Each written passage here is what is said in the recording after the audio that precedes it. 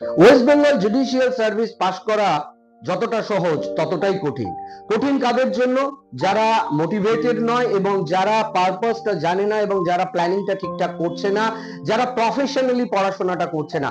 পড়াশোনাটাও কিন্তু প্রফেশনালি করতে হবে, কারণ এটা ডু অর ডাই সিচুয়েশন। এটা নয় কি একটা কম্পিটিশন, তুমি জিতলে হারলে, এটা তোমার জীবনের কম্পিটিশন। তুমি হারলে কিন্তু পুরো জীবন যুদ্ধ থেকে তোমরা পিছিয়ে যাবে, তোমাদের একটা স্বপ্ন থেকে তোমরা পিছিয়ে যাবে এবং অধরা থেকে যাবে।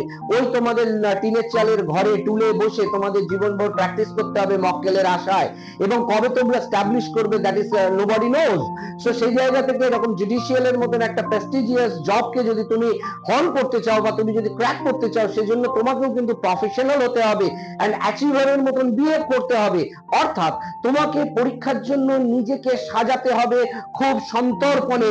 আমার পুরো সিলেবাস কতটা, আমি সিলেবাসের কোন জায়গায় দাঁড়িয়ে আছি, সিলেবাসটাকে কভার করতে গেলে আমাকে কি কি করতে হবে, আমার লুপস হোল কোনটা কোনটা, আমার ডিসঅ্যাডভান্টেজ কোনটা কোনটা, এবং এই ডিসঅ্যাডভান্টেজ গুলোকে কি করে আমি অ্যাডভান্টেজে কনভার্ট করব তার জন্য প্ল্যানিং করতে হবে।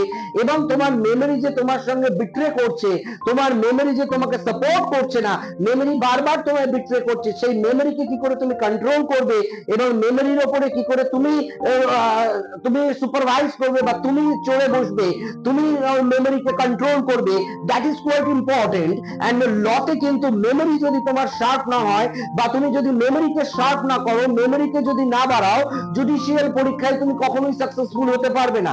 কারণ জুডিশিয়াল সার্ভিসের পরীক্ষায় কিন্তু কোনো রকমের রকেট সায়েন্স নেই বা কোনো ইন্টেলিজেন্সের দরকার নেই, শুধু দরকার আছে মেমরি এন্ড মেমরি।